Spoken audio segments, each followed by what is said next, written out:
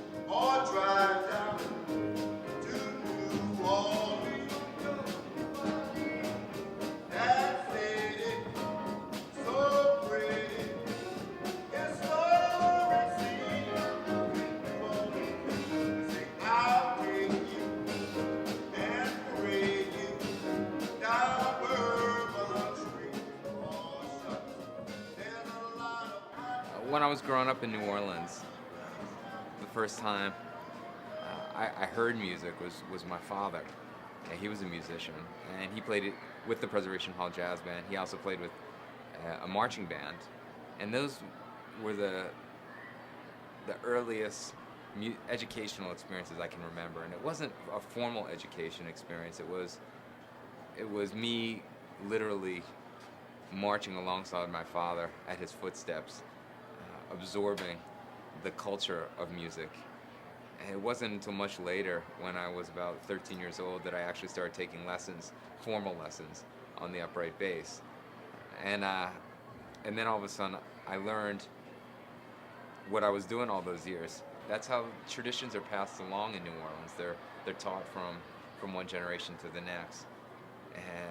And then I went on to study music in high school and continued education through college. But for me, the most important time in my life that I can remember were those very early years when I was first developing as a musician.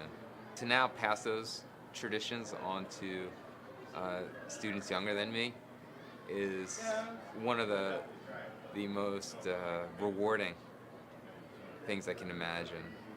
To have somebody take you under their wing and teach you this tradition, this very, very noble and regal and honorable tradition of New Orleans music, and now to have the opportunity to pass it on to others is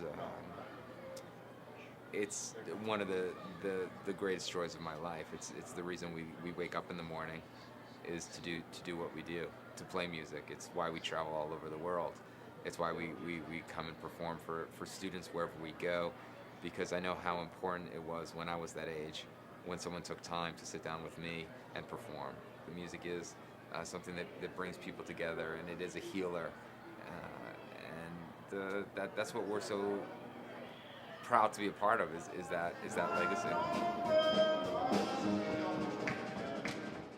Kleinhans was transformed into a music classroom for 1,600 students. However, in many school systems, music education isn't a priority. It has become an afterthought.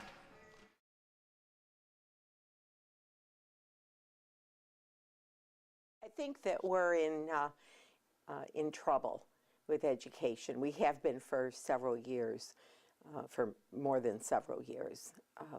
But it's at a real all-time low. Arts give the children an opportunity to express themselves in ways that no other subject, except maybe English language arts, in creative writing.